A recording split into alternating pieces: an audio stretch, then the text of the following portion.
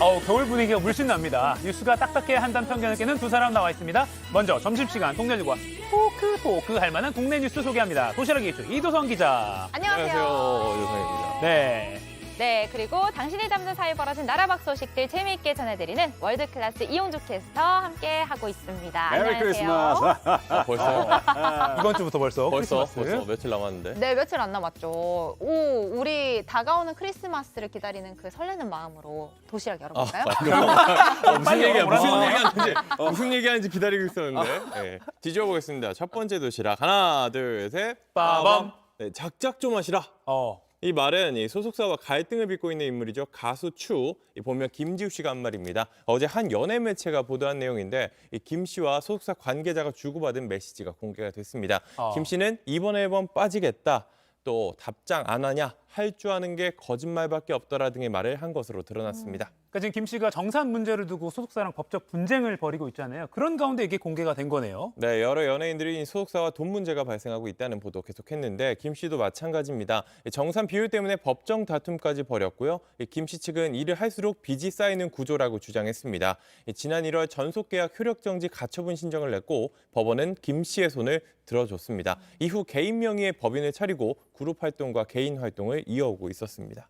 근데 처음에 이 갑질 논란이 나왔을 때 주변에서는 김 씨를 지지하는 목소리가 많지 않았나요? 네, 맞습니다. 주변에서 그런 증언 같은 것들이 쏟아졌죠. 갑질을 할 사람이 아니다 이런 취지인데요. 김 씨와 함께 일했던 사람들이 소셜미디어에 공개적으로 김 씨를 지지하는 글을 올렸습니다. 소속사가 갑질을 했다고 주장하는데 이거 말이 안 된다. 이런 내용인데요. 평소의 언행을 설명하는 내용이었습니다. 또 같은 그룹의 일부 멤버들도 간접적으로 김 씨를 지지하는 글을 올렸습니다. 당시 소속사 발표에 대해 김 씨는 부끄러울 만한 일을 한 적은 없다라고 밝혔습니다. 네. 근데 사실은 우리 직장인들이 월급을 일주일만 밀려도 엄청 화가 난다 이거예요.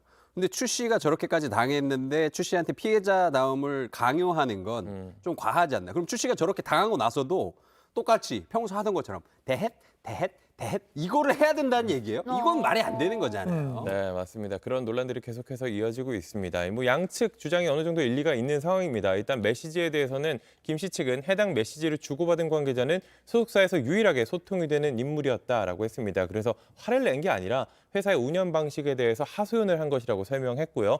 또 소속사에서 어린애 취급을 하고 불신이 쌓인 상태에서 표현을 강하게 했다라고 설명했습니다. 당시 소속사 임원이 초등학교 나왔냐, 안 나온 거 아니냐 이런 표현까지 썼다라고 하더라고요. 갈등의 골이 점점 깊어지는 모양입니다. 저도 이달의 소녀 정말 네. 좋아하는 그룹인데 아쉽고 안타까워요. 네, 저도 좋아하는 노래가 많은데 PTT나 플릿댓이나 다 좋아하는 노래들인데 일단 김 씨가 소속했던 그룹 이달의 소녀는 활동을 이어간다라고 합니다.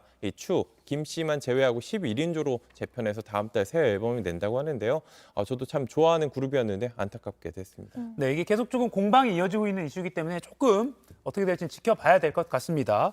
다음 도시락 뭔가요? 두 번째 도시락 꺼내보겠습니다. 바로 뒤집어 보겠습니다. 하나, 둘, 셋, 빠밤. 네, 결국 법정 선다. 네. 네, 재판에 넘겨졌다는 얘기인데요. 배우 김세론 씨 이야기입니다. 음주운전 혐의로 기소가 됐습니다. 네, 지난 5월에 만취 상태로 운전을 하다가 사고를 냈었죠. 네, 맞습니다. 영상이 나가고 있는 것 같아요. 가드레일과 가로수 등을 여러 차례 들이받은 다음에 이 사고를 냈잖아요. 그런데도 이제 도주하려 했다는 사실이 드러나서 충격을 줬습니다. 이 경찰의 음주 측정을 거부하기도 했는데 이 여파로 당시 출연 예정이던 드라마에서 연이어 하차했습니다. 그리고 최근 음주운전과 사고 후 미조치 혐의로 불구속 기소가 된 게 알려졌고요. 20대 동승자 역시 음주운전 방조 혐의로 재판에 넘겨졌습니다. 저분이 예전에 그 원빈 씨랑 같이 나왔던 아저씨에서 맞아요. 애기 역할이었는데 네. 저분이 성장하는 걸 우리가 그동안 지켜봤어요. 그리고 성인이 돼서도 연기를 잘했고 개인적으로 낚시를 참 좋아해요. 맞아요. 근데 저 낚시꾼이기 때문에 더 큰 애정이 있었는데 이렇게 돼버려서 참 너무 안타깝습니다. 네, 그 낚시 예능에서도 나와서 이제 화제가 됐는데 그 이후에 이제 생활고로 아르바이트를 했다는 소식이 전해지면서 좀 동정 여론이 좀 있는가 싶었는데 이 음주운전으로 자숙하는 도중에 술 파티를 벌였다는 의혹까지 알려져서 이 동정 여론이 쏙 들어갔습니다. 결국 소속사도 전속 계약을 마치고 계약을 연장하지 않기로 했다고 하고요. 잘 자란 아역의 표본이었는데 본인의 잘못된 판단으로 한순간에 이 장밋빛 미래를 날려버리게 됐습니다. 네, 그리고 또 오늘 새벽에 가수 이루 씨가 음주운전 사고를 냈다는 소식 들어왔죠? 맞습니다. 이제 오늘 아침에 전해진 내용인데요. 음주운전하다 교통사고를 냈다고 합니다. 어젯밤 11시 25분쯤 강변북로에서 가드레일을 들이받고 전도됐다고 하는데요. 이루와 동승자인 남성이 다쳤고 사고 직후 음주 측정을 했더니 면허 정지에 해당하는 수치가 나왔다고 합니다. 다행히 크게 다치지는 않았다고 하고요. 경찰은 음주 측정 이후 귀가 조처를 했고 향후 다시 불러 사고 경위를 조사할 예정이라고 했습니다. 잊을만 하면 연예계 음주운전 사고가 나서 조금 좀 줄어들었으면 하는 마음입니다. 다음 도시락 뭔가요? 네, 두 번째 도시락, 세 번째죠? 세 번째 것도 꺼내볼까요? 네. 이 도시락 참 제가 오늘 흥미롭게 봤던 주제인데요. 하나, 둘, 셋. 빠밤. 외모가 꼴찌. 제 얘기인가요? 죄송합니다. 넷 중에 왜 넷 중에 다들 스스로. 그 얘기는 아니고 네. 이 문화체육관광부가 공개한 조사 결과입니다. 네. 이가혁 앵커가 4등이다 뭐 이런 건 아니고 이 배우자 선택 기준을 묻는 항목에서 외모라고 답한 사람이 가장 적은 것으로 나타났습니다. 이건 좀 상식과 많이 다른데 외모가 1등도 아니고 꼴찌라고요? 네, 맞습니다. 어떻게 이럴 수가 있죠? 저도 조금 놀랐는데 그래프 보면서 설명해 드릴게요. 네. 그래프를 네. 틀어보겠습니다. 한국인의 인식과 가치관 조사에서 나온 내용인데요. 이 배우자 선택 기준을 보면 1996년 조사부터 지금까지 외모가 가장 밑이에요. 가장 밑에 있죠. 비율이 조금씩 달라지긴 했는데 순위 자체는 그대로 꼴찌입니다. 그런데 1위가 성격. 성격 60%가 넘죠. 그다음에 장래성과 경제력, 가정환경 순이었습니다. 그러니까 성격은 계속 1위이긴 했군요. 네네. 네, 이 결과에 이도성 기자 동의하세요? 저는 동의하는데 어. 결혼은 외모 보고 했습니다. 그래. 보고 있지?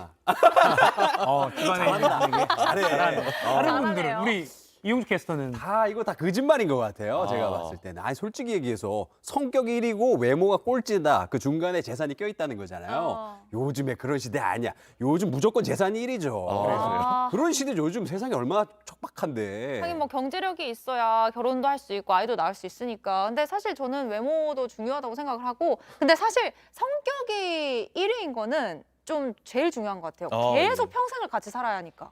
저 네 가지를 꼭 순위를 매겨야 돼. 그냥 모두 다 25%씩 고려했다라고 보면 안 되나? 말을 왜 다듬으시죠? 알겠습니다. 계속 이어가시죠, 도성 이 기자. 조사가 이제 한국인의 인식과 가치관을 조사라는 건데 1996년 시작해서 이번이 8차 조사였습니다. 네. 보통 3년 주기로 한다고 하고요.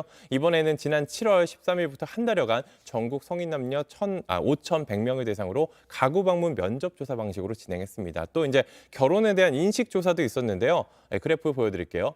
결혼은 반드시 해야 한다는 응답이 17.6%로 첫 조사 당시 31.9%에 비해서 꾸준히 하락했습니다.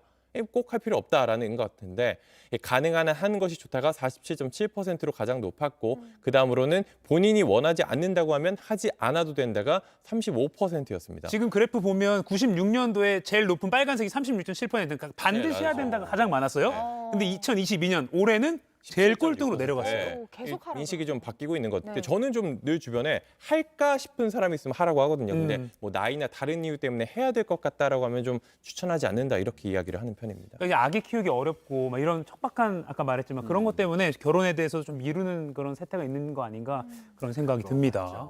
네, 맞아요. 네, 갑자기 분위기가 좀 다운됐는데. 근데 다음, 제가 최근에 뭘 봤는데 50대, 60대 혼자 사는 남성분들의 이 고독사 비율이 너무 높더라고요. 아이고. K뉴스에서 봤어요. 그거 보니까 너무 마음이 안 좋고 오히려 좀 요즘에 생각을 바꿔서 어떻게든 해야 된다.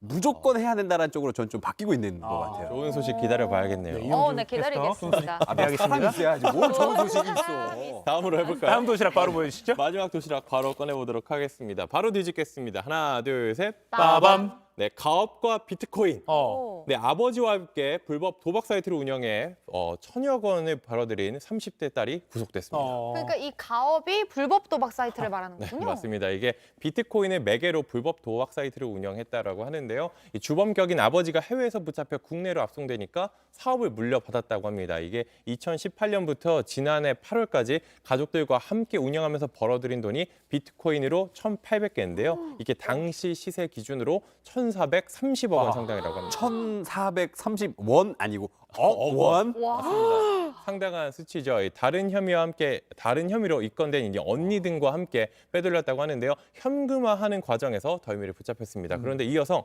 영어를 엄청 잘한대요.